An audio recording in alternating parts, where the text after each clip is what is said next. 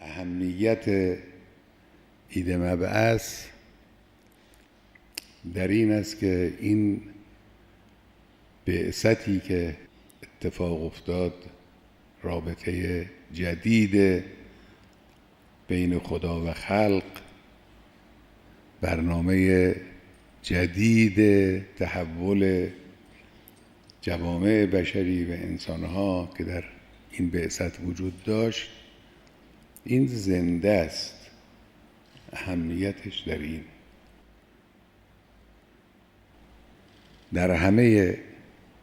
ادوار، در همه احوال، در همه نقاط جغرافیایی عالم، این بعثت، این برنامه، این تحول بالقوه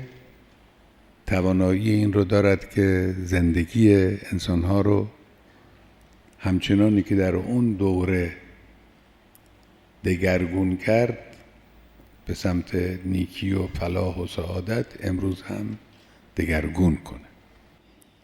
این اهمیت بعثت در این